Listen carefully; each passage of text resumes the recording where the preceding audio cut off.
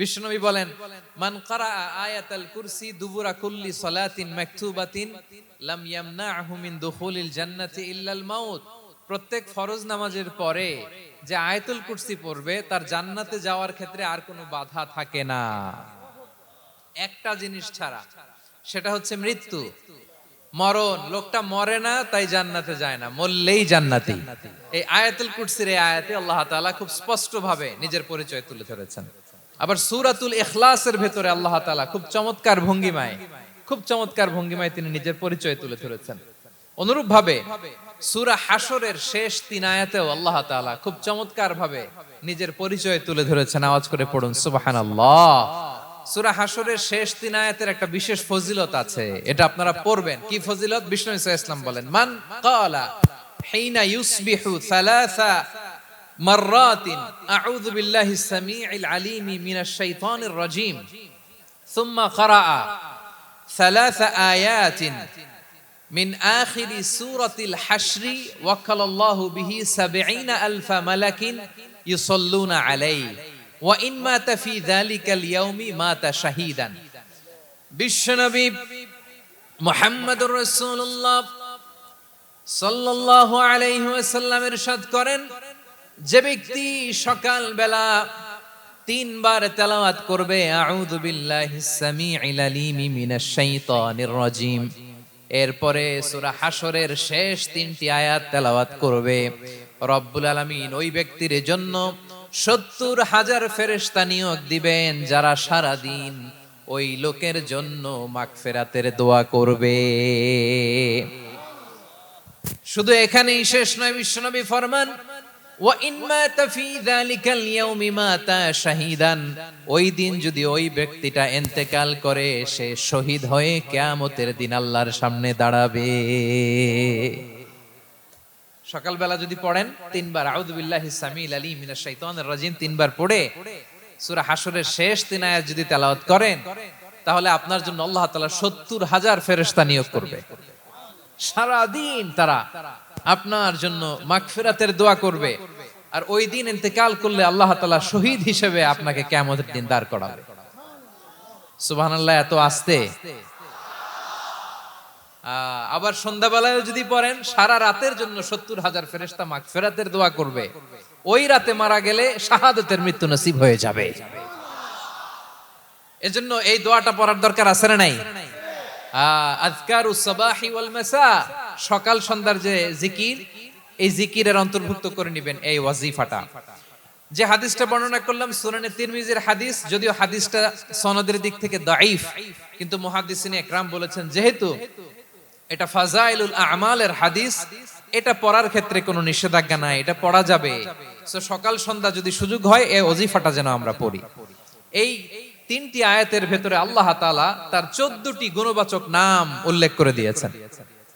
কয়টি? আওয়াজ করে বলেন তো, যারা শুনতে পেয়েছেন বলেন, এই 3টি আয়াতের মধ্যে আল্লাহর কয়টি সুন্দর সুন্দর গুণবাচক নাম আছে বলেন তো? কয়টি? সবাই বলেন কয়টি? 14টি গুণবাচক নাম, চমৎকার চমৎকার নাম।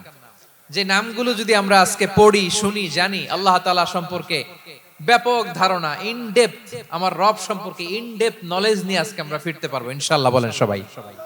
আসুন আমরা আল্লাহ তাআলার এই চমৎকার চমৎকার 14টি নামের ব্যাখ্যা বিশ্লেষণ আজকের এই তাফসীর ময়দান থেকে জানি। প্রিয় ভাইরা, আল্লাহর অনেক সুন্দর সুন্দর নাম আছে, আমাদের উচিত এই নামগুলো দিয়ে আল্লাহকে ডাকা।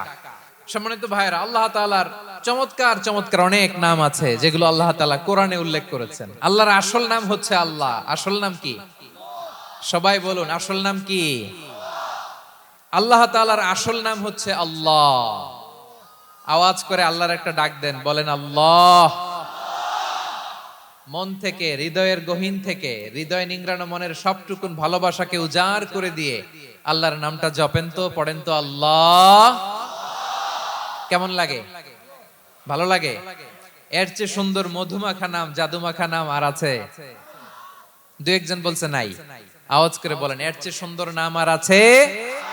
আল্লাহ নাম যতই জপি ততই মধুর লাগে, নামে এত জাদু থাকে কে জানি তো আগে, আল্লাহ নাম যতই জপি, ও নাম জপে প্রিয়তম, ও নামে জপে মজনু সম, ওই নামে পাপিয়া গাহে হৃদয় গোলাপে বাগে, আল্লাহ নাম যতই জপি। আল্লাহু আকবার। এত মধুর নাম আর দ্বিতীয়টা নাই, যতই জপি ততই ভাল লাগে, ঠিক কিনা বলেন? এজন্য রব্বুল আলামিন বলেন, ওয়ালিল্লাহিল আসমাউল হুসনা ফাদউহু বিহা ওয়া যারুল্লাযীনা ইউলহিদুনা ফি আসমাইহি সায়ুজজাউনা মা কানু ইয়া'মালুন। আল্লাহ বললেন, আমার অনেক সুন্দর সুন্দর নাম আছে, অনেকগুলো গুণবাচক সুন্দরতম নাম আছে, তোমরা এই নামগুলো ধরে আমি আল্লাহরে ডাকো, আর যারা আমি আল্লাহর নামের বিকৃতি ঘটায় তাদেরকে তোমরা বর্জন করো, আর তারা দুনিয়াতে যা করেছে আখিরাতের ফল তারা ঠিকই পাবে। সুবহানাল্লাহ বলেন। আল্লাহর অনেক সুন্দর সুন্দর নাম আছে, এগুলো ধরে ডাকতে বলা হয়েছে, আর যারা আল্লাহর নামের বিকৃতি করে তাদেরকে বর্জন করতে বলা হয়েছে। আপনি আল্লাহর নামের জিকির যখন করবেন, আপনি আমার আল্লাহর নামের বিকৃতি করতে পারবেন? বারোয়াখালীর ভাইয়েরা বুঝে থাকলে আওয়াজ দেন, আল্লাহর নামের বিকৃতি করা যাবে? আপনি যখন জিকির করবেন স্পষ্ট শব্দে আল্লাহর নামটা বোঝা যেতে হবে। সুবহানাল্লাহ, ওয়ালহামদুলিল্লাহ, লা ইলাহা ইল্লাল্লাহ, আল্লাহু আকবার, একসাথে মিলিয়ে করেন অথবা আলাদা আলাদা করেন, অথবা শুধু আল্লাহ আল্লাহ এই নামের জিকিরও যদি করেন স্পষ্ট বোঝা যাইতে হবে। আল্লাহর নামের বিকৃতি করা যাবে, কিন্তু আল্লাহর নামের বিকৃতি করে জিকির এদেশে আছে না নাই? আছে। দেখবেন জিকিরের মধ্যে হুই হুই হুই হুই হুই এরকম করতেছে, আছে না নাই? সবাই মিলে লাফাচ্ছে, দফাচ্ছে, মাথা ঝুলাচ্ছে, আর কি কি যেন বলে, ওইটার মধ্যে আমি আল্লাহর নাম খুঁজে পাই না, এরকম আছে না নাই? হ্যাঁ, হই হই করে কিম্ভূত কিমাকার অদ্ভুত আওয়াজ করে তারা জিকির করে, সেখানে আল্লাহর নাম নাই। এই জিকির আল্লাহর কাছে গ্রহণযোগ্য হবে? আল্লাহ বলেন, ওয়াযারুল্লাযীনা ইউলহিদুনা ফি আসমাইহি, খবরদার আমার নামের যারা বিকৃতি ঘটায় তাদেরকে তোমরা বর্জন করো। এজন্য জিকির যখন করব সুস্পষ্ট ভাবে আল্লাহ তাআলার নাম সেখানে থাকতে হবে, ঠিক কিনা বলেন? আবার আল্লাহ বলেন, যেমন মনে চায় তেমন জিকির তোমরা করো না। ফাযকুরুল্লাহা কামা আল্লামাকুম মা লাম তাকুনু তা'লামুন, তোমরা জানতে না, আল্লাহ তোমাদের জানিয়েছেন কেমন করে আল্লাহর নামের জিকির করতে হয়, যেমন আল্লাহ শিখিয়েছেন তেমন করে আল্লাহরে ডাকো, ঠিক কিনা বলেন? আল্লাহ তাআলা যেমন শিখিয়েছেন তেমন ভাবে আল্লাহ তাআলাকে ডাকতে হবে, ঠিক ওই পদ্ধতিতে আল্লাহ তাআলার নাম যুক্ত হবে। কোন পদ্ধতিতে সেটাও আল্লাহ বলে দিচ্ছেন। আল্লাহ তাআলা বললেন, ওয়াজকুর রাব্বাকা ফি নাফসিকা তাদাররুআন ওয়া খীফাতান ওয়া দুনাল জাহরি মিনাল কওলি বিল গুদুই ওয়াল আসাল ওয়া লা তাকুম মিনাল গাফিলিন। খবরদার আল্লাহর নামের জিকির করো, আল্লাহকে ডাকো। ফি নাফসিকা মনে মনে, তাদাররুআন সবিনয়ে, খীফাতান ভীত বিহবল চিত্তে, দুনাল জাহরি মিনাল কওল অনুচ্চ স্বরে অনুচ্চ আওয়াজে। এভাবে আল্লাহরে ডাকলে সেই ডাকা কবুল করে নিবে কে? তাহলে আল্লাহকে জপতে হবে মনে মনে, সবিনয়ে, ভীত বিহবল চিত্তে, অনুচ্চ স্বরে, এভাবে জিকির করতে হবে। বিশ্ব ইসলাম এবং বিশ্বনবীর সাহাবারা ঠিক এই পদ্ধতিতে আল্লাহ তাআলাকে ডাকতেন। তাহলে এই যে আল্লাহ তাআলার সুন্দর সুন্দর নামগুলো আছে, এগুলো ধরে আমরা আল্লাহ তাআলার জিকির করব, তার প্রশংসা করব, তার পবিত্রতা বর্ণনা করব, তাহলে খুশি হবেন কে? বিষ্ণু ঈসা ইসলাম বলেন, আশ-শাইতানু জাসিম আলা কলবি ইবনে আদম, শয়তান বনি আদমের কলবের মধ্যে এরকম খামচি মেরে বসে থাকে। খামচি বোঝেন তো? শয়তান বনি আদমের হৃদয়ে কলবে খামচি মেরে বসে থাকে। ফাইদা যাকারাল্লাহ খানাসা, যখন মানুষ আল্লাহর জিকির করে শয়তান দৌড়ে পালায়। ওয়া ইদা গাফালা ওয়াসওয়াসা, আর মানুষ যখন অমনোযোগী হয়, গাফিল হয়, শয়তান আবার টেম্পটেশন দেয়, আবার ধোঁকা দেয়, আবার ওয়াসওয়াসা দেয়। এজন্য বিশ্বনবী বলতেন, লা ইয়াজালু লিসানুকা রাতবান মিন যিকরিল্লাহ, সব সময় প্রতি মুহূর্তে সর্বক্ষণে তোমার জিহ্বাটা আল্লাহর জিকির দিয়ে ভিজা রাখবা, আল্লাহর জিকির দিয়ে সিক্ত রাখবা, তাহলে কবুল করবে কে? আল্লাহ তাআলার অনেকগুলো নাম আছে। আল্লাহ তাআলার এই নামগুলো ধরে তার নাম আমাদের ডাকতে হবে, জপতে হবে। বিষ্ণু সাল্লাল্লাহু আলাইহি ওয়াসাল্লাম বলেন, ইন্না লিল্লাহি 99 ইসমান মিআতান ইল্লা ওয়াহিদা, আল্লাহর রয়েছে 99টা নাম, এক কম 100। এক কম, আমরা বাংলায় বলি না যে এক কম 100, মানে আসলে কয়টা? 99টা। বিশ্বনবী বলেন আল্লাহর 99টা নাম আছে, মিআতান ইল্লা ওয়াহিদা, এক কম 100। মান আহসাহা দাখালাল জান্নাহ, যে ব্যক্তি 99 নাম মুখস্থ করে তার সিনার ভেতরে রাখবে, আল্লাহ তাআলা তাকে জান্নাত দিয়ে ধন্য করে দেবে। এবার বলেন, আল্লাহর নামগুলো জানার দরকার আছে না নাই? এই নামগুলো আমরা জপব, মুখস্থ করব। এই নামগুলো আগে আয়ত্ত করতে হবে। এই নামের যে অর্থ সেটা অনুধাবন করতে হবে। এই নামের যে দাবি সেটা মানতে হবে। সিবগাতাল্লাহ ওমান আহসানু মিনাল্লাহি সিবগা ওয়া নাহনু লাহু আবিদুন, আল্লাহর রঙে রঙিন হইতে হবে। আমার আল্লাহ দয়ালু, আমরাও দয়ালু হতে হবে। আমার আল্লাহ সহনশীল, আমরাও সহনশীলতার চর্চা করতে হবে। আমার আল্লাহ মেহেরবান, আমরাও মেহেরবান হতে হবে।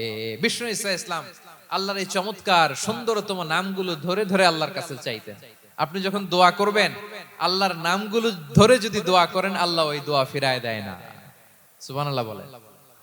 আপনি যদি দোয়ার মধ্যে বলেন ইয়া রহমান, সবাই বলেন ইয়া রহমান, ইয়া রহিম, ইয়া হাইয়্যু, ইয়া কাইয়্যুম, আল্লাহর চমৎকার নামগুলো ধরে ধরে যদি আল্লাহর কাছে ফরিয়াদ করেন, আল্লাহর নামগুলো ডাকেন, আপনার দোয়া মুহূর্তেই কবুল করবে কে?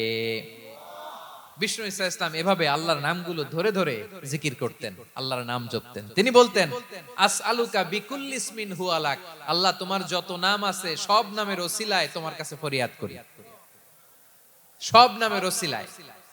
আনজালতাহু ফি কিতাবিক, যে নাম তুমি তোমার কিতাবে নাজিল করেছো। আও আল্লামতাহু আহাদাম মিন খালকিক, অথবা তোমার কোন সৃষ্টিকে তোমার নাম তুমি জানিয়েছো। আও ইস্তাসারতা বিহি ফি ইলমিল গায়বি ইনদাক, অথবা গায়েবের জ্ঞানে তুমি তোমার নিজের জন্য ওই নামগুলো সংরক্ষিত রেখে দিয়েছো। সব নামের ওসিলায় তোমার কাছে চাই। সুবহানাল্লাহ পড়েন। তার মানে আল্লাহ তোমার যে নামগুলো আমরা জানি এগুলার ওসিলায়ও চাই, যে নামগুলো আমরা জানি না সেগুলোর ওসিলায়ও চাই। আল্লাহর সব নাম আল্লাহ আমাদেরকে জানায় নাই, কিছু নাম জানিয়েছেন, কিছু নাম তিনি জানান নাই। সুবহানাল্লাহ বলেন। আল্লাহ তাআলা তার কিছু নাম কোরআনে উল্লেখ করেছেন, কিছু নাম স্পেশাল কিছু নবীদেরকে জানিয়েছেন, আর কাউকে জানান নাই। কিছু নাম তিনি কিয়ামতের দিন আমাদের সামনে প্রকাশ করবেন যে এইটাও আমার একটা নাম, এটা তোমরা কেউ জানতা না। সুবহানাল্লাহ, সারপ্রাইজ হিসেবে আল্লাহ তাআলা রেখে দিয়েছে, কেউ জানে না। কিয়ামতের দিন আল্লাহ তাআলা সেই নামগুলো জানাবেন। আর কিছু নাম আছে সেই নামগুলো আল্লাহ কোরআনেও বলে নাই, কোন নবীরেও জানায় নাই, কিয়ামতের দিনও সারপ্রাইজ হিসেবেও জানাবে না। ওই নামগুলো স্বয়ং খোদ আল্লাহ ছাড়া কেউ জানে না। এজন্য বিশ্বনবী দোয়ার সময় বলতেন, আল্লাহ তোমার যে নামগুলো জানি, যে নামগুলো জানি না, সব নামের বরকতে তোমার দরবারে চাই, সব নামের ওসিলায় তোমার কাছে ফরিয়াদ করি। সুবহানাল্লাহ বলেন। তাহলে সূরা হাশরের মধ্যে আমরা আল্লাহর মোট কয়টা নাম পাবো দেখি, মনে আছে কিনা? হ্যাঁ, কয়টা? আওয়াজ করে বলেন কয়টা? মাশাআল্লাহ। এই 14টা শোনার আগ্রহ আছে? তাহলে প্রিয় বারুয়াখালীবাসী বলেন তো, সূরা হাশরের শেষ 3 আয়াতে আল্লাহর কয়টা নামের দেখা মিলবে? সবাই একসাথে আওয়াজ করে কয়টা? আসুন আমরা শুরু করে দিই। আল্লাহ তাআলা বলছেন, হুয়াল্লাহুল্লাযী লা ইলাহা ইল্লা হুয়া আলিমুল গায়বি ওয়াশ শাহাদাতি হুয়ার রহমানুর রহিম। আল্লাহ বলেন হুয়াল্লাহ, তিনি হলেন আল্লাহ, আল্লাযী লা ইলাহা ইল্লা হু, তিনি ছাড়া কোনো ইলাহ নাই। আছে নাকি? বারুয়াখালীবাসী আওয়াজ করে বলেন তো দেখি, আমাদের ইলাহ কয়জন? আর জোরে বলেন। একজন হইলে ভালো না বেশি হইলে ভালো? ওয়া ইলাহুকুম ইলাহু ওয়াহিদুন লা ইলাহা ইল্লা হুয়ার রহমানুর রহিম। আল্লাহ বলেন তোমাদের ইলাহ হলো একজন, তিনি ছাড়া কোনো ইলাহ নেই, তিনি দয়াময়, তিনি মেহেরবান। ইলাহ যদি একজন না হয়ে দুইজন হতো, ঝামেলা আছে না নাই? লাউ কানা ফীহিমা আলিহাতুন ইল্লাল্লাহু লাফাসাদাতা। আকাশ এবং জমিনের মধ্যে ইলাহ একজন না হয়ে যদি মাত্র দুইজন হতো, আকাশ জমিন ভেঙে খান খান হয়ে যেত। ঠিক কিনা বলেন? দুইজন ইলাহ হইলে খান খান হয়ে যেত। আমাদের রব একজন হইলে ভালো না বেশি হইলে ভালো? কথা বুঝতেছেন? আরে একজনেরই তো মন জোগায় চলতে পারি না, ঠিক কিনা? হ্যাঁ, একজন, তিনি যে আদেশগুলো দিয়েছেন আমাদের দুর্বলতার কারণে আমরা তো পারি না। যদি 10 জন হইতো, ওই 10 জনরে হ্যাপি করতে পারতাম, তাদেরকে স্যাটিসফাই করা যেত এত সহজে। 10 জনের 10 নিয়ম থাকতো। একজন বলতো আমার সেজদা দিবি সকালে, আরেকজন বলবে আমার জন্য নামাজ পড়বি 3 বার, আরেকজন বলবে আমার জন্য যাকাত দিবি এতবার, আরেকজন বলতো আমার জন্য কুরবানি দিবা এতবার। তাহলে আমাদের জন্য কঠিন হয়ে যেত, ঠিক কিনা? যদি ইলা একজন না হয়ে একাধিক হতো, একজন বলতো না আমি মহাবিশ্ব এভাবে চালাবো, আরেকজন বলতো না আমার মন চায় এভাবে, আমি এভাবে চালাবো, একজন বলতো সূর্য আমি পূর্ব দিকে উঠাবো, আরেকজন বলতো না আমি দক্ষিণ দিকে উঠাবো, আরেকজন বলবে না আমি উত্তর দিকে উঠাবো। এরকম আছে না নাই? ঝামেলা লেগে যেত। এজন্য বেশি রব হইলে আমাদের জন্য ঝামেলা, খোদা বেশি হইলে আমাদের লস। একজন হওয়াতে আমরা বেঁচে গেছি। বারুয়াখালীবাসী আওয়াজ করে না, কথা বলে না। রব খোদা একজন হওয়াতে আমাদের সুবিধা হয়েছে না? এজন্য আল্লাহ বলেন লা ইলাহা ইল্লাহু, তিনি ছাড়া তোমাদের কোনো ইলাহ নাই, তিনি একজন। লা ইলাহা ইল্লাহু আলিমুল গায়বি ওয়াশ শাহাদা, তিনি প্রকাশেরও মালিক অপ্রকাশেরও মালিক। তিনি যেটা ওপেন এটাও জানেন, যেটা গোপন সিক্রেট ওইটাও জানেন। আলিমুল গায়বি ওয়াশ শাহাদা, তিনি গায়েবের মালিক, গায়েবের জ্ঞানী, যেটা দেখা যায় না, অদৃশ্য, জানা নাই, এটাও তিনি জানেন। এগুলো জানতে তার কোনো মাধ্যমের প্রয়োজন হয় না। অতীতে কি হয়েছে, বর্তমানে কি চলছে, ভবিষ্যতে কি হবে, সব তার জ্ঞানের ভেতরে আছে না নাই? এজন্য আল্লাহ বললেন আলিমুল গায়বি ওয়াশ শাহাদা, তিনি গায়েবের জ্ঞান রাখেন, তিনি দৃশ্য জগতের জ্ঞান রাখেন, তিনি প্রকাশ্য জগতের জ্ঞান রাখেন, তিনি গোপন জগতের জ্ঞান রাখেন। তার কাছে কোনো কিছু গোপন নাই, ঠিক কিনা বলেন? হুয়ার রহমানুর রহিম, তিনি হলেন দয়াময়, তিনি হলেন মেহেরবান। এই যে শুরু হলো 14 নামের প্রথম দুইটা, আর রহমান আর রহিম। হুয়ার রহমানুর রহিম, তিনি হলেন the most gracious, the most merciful, তিনি দয়াময়, তিনি অতিশয় মেহেরবান। সুবহানাল্লাহ বলেন। তার দয়ার কোনো শেষ নাই, তার মায়ার কোনো শেষ নাই। আল্লাহ, তাহলে 14টা নামের মধ্যে কয়টা পাইলাম? একটা কি? আর রহমান। বারোয়াখালীবাসী বুঝে থাকলে আওয়াজ করে বলেন প্রথমটা কি? 2 নাম্বার আর রহিম। আওয়াজ করে বলেন 2 নাম্বার। আওয়াজ করে সবাই গলা ছেড়ে দিয়ে উত্তর দেন তো, প্রথম নামটা কি? দ্বিতীয় নামটা? আর রহিম। রহমান আল্লাহর one of the major names, আল্লাহর মৌলিক নামগুলোর মধ্যে গুরুত্বপূর্ণ একটা নাম হচ্ছে রহমান। গুরুত্বপূর্ণ নাম কি? রহমান, দয়ার সাগর, মায়ার সাগর। রহমানুন ফিদ দুনিয়া ওয়া রহিমুন ফিল আখিরা।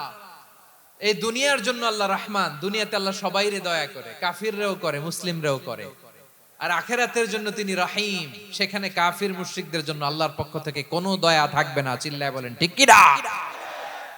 এজন্য আল্লাহ বললেন আমার মৌলিক একটা নাম হলো রহমান। আল্লাহর পরে অন্য কোন নাম দিয়ে যদি তোমরা আমার নাম প্রকাশ করতে চাও, জপতে চাও, ডাকতে চাও, তোমরা রহমান নামে ডাকো। রব্বুল আলামিন ইরশাদ করেন কুলিদুল্লাহ আউদুর রহমান আইয়াম্মা তাদউ ফালাহুল আসমাউল হুসনা। আমাকে আল্লাহ নামে ডাকো কিংবা আমি আল্লাহকে রহমান নামে ডাকো, যে নামেই ডাকো না কেন আমার আছে অনেকগুলো সুন্দর সুন্দর নাম। যে নামেই ডাকো আমি শুনি, ডাকলেই আমি সাড়া দেই। সকালে ডাকলেও সাড়া দেই, দুপুরে ডাকলেও সাড়া দেই, মাঝ রাতেও যদি আমরা বিপদে পড়ি ডাকলে আমাদের ডাকে সাড়া দেয় কে? সবাই বলুন তো, সাড়া দেয় কে? আবার বিশ্বনবী যখন মক্কায় দাওয়াত দিচ্ছিলেন, তিনি মাঝে মাঝে আল্লাহর নাম বলছিলেন, মাঝে মাঝে তিনি রহমান নাম বলছিলেন। যখন তিনি বললেন ওয়াইদা কিলা লাহুম উসজুদু লিররহমানি ক্বালু ওয়ামার রহমান। বিশ্বনবী মক্কায় যখন মক্কার কাফিরদেরকে, কুরাইশদেরকে বলল তোমরা রহমানকে সিজদা দাও, রহমানের ইবাদত করো, রহমানের জন্য সিজদায় লুটিয়ে পড়ো, মক্কাবাসী বলে রহমান আবার কে? রহমান রে তো চিনি না। রহমানকে আল্লাহ চিনি, রহমান চিনি না। মক্কাবাসী কি বলে? কারে চিনে? আল্লাহরে চিনে। কারে চিনে না? রহমান কে তো চিনি না। রহমান আবার কোত্থেকে আসলো? কে Rahman? Who is this Rahman? যখন তারা বলে রহমান রে চিনি না, আল্লাহর গায়রতে আঘাত লেগেছে। আল্লাহ বলে রহমান রে চিনো না, না? তাদেরকে চিনানোর জন্য আল্লাহ ৭৮ আয়াত বিশিষ্ট আর রহমান নামে কোরআনে একটা সূরা নাজিল করেছেন। যখন মক্কার কুরাইশরা বলে আল্লাহ চিনি, রহমান চিনি না, আল্লাহ বলে রহমান রে চিনো না, তাহলে চিনে নাও রহমান নামে তিনি ৭৮ আয়াত বিশিষ্ট কালামুল্লাহ মাজিদে একটা গোটা সূরাই নাজিল করে দিয়েছেন। তিনি নাজিল করলেন আর রহমানু আল্লামাল কুরআনা খালাকাল ইনসানা আল্লামাহুল বায়ান। দয়াময় রহমান শেখালেন কোরআন, বানালেন ইনসান শেখালেন বায়ান। দয়াময় রহমান শেখালেন কোরআন, বানালেন ইনসান শেখালেন বায়ান। দয়াময় রহমান শেখালেন কোরআন, বানালেন ইনসান শেখালেন বায়ান। পড়েন আল্লাহু আকবার।